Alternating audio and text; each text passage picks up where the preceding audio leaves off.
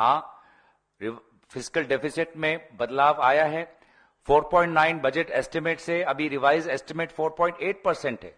लेकिन जो हम बार बार कह रहे हैं कि भारत की अर्थव्यवस्था धीरे धीरे हो रही है, कमजोर हो रही है, वो बात आज विभिन्न सूत्रों से सच्चाई में साबित होते हुए हमें दिख रही है।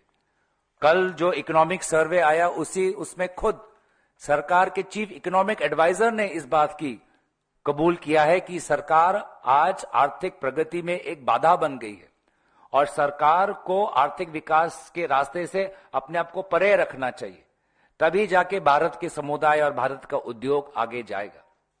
बार बार हम देख रहे हैं कि इस बार भी कि ऐसे कुछ स्कीम्स आए हैं जिनका बजट जितना बढ़ाना चाहिए था वो बढ़ा नहीं पाए।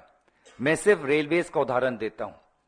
रेलवेज में अगर आप पिछले साल का रिवाइज एस्टिमेट देखें, रिवाइज एस्टिमेट 2024-25 का, तो लगभग 2,12,000 करोड़ है।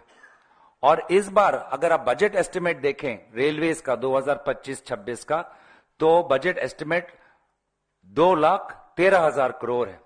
अगर उसको मैं इसमें देखूं कि कितना बढ़ोतरी हुई है, तो रेलवे जो इतना अहम विभाग है, एक अहम माध्यम है हमारे भारत के गरीब और मध्यम वर्ग के लिए, आज रेलवेज में मात्र 766 करोड़ का ही उन्होंने बढ़ोतरी की है, जो महंगाई जो है उसको, इन्फ्लेशन को मद्देनजर रखते हुए ये बहुत ही कम है।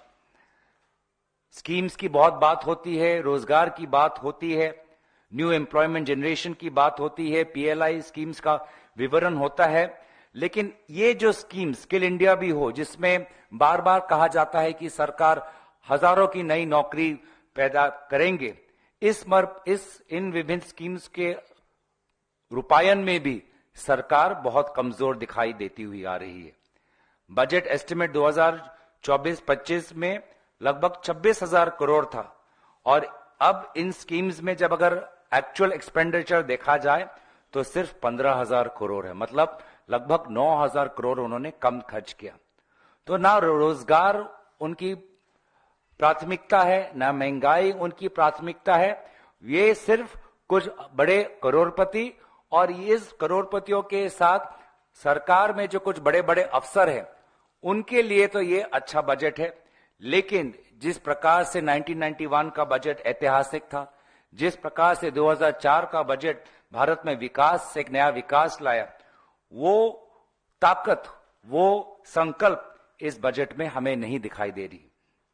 आज सीए भी कहता है, चीफ इकोनॉमिक एडवाइजर, कि भारत को अगर विकास के रास्ते में आगे बढ़ना है तो 8% ग्रोथ रेट होना चाहिए। लेकिन ये जो रास्ता प्रधानमंत्री मोदी जी पिछले 10-11 साल से अपना रहे हैं, आज भी लगता है कि वो 8% ग्रोथ रेट के पास नहीं पहुंच पाएंगे और 6 या 6.25% पर ही ये सीमित हो जाएंगे। तो कहीं ना कहीं सरकार को जागना होगा।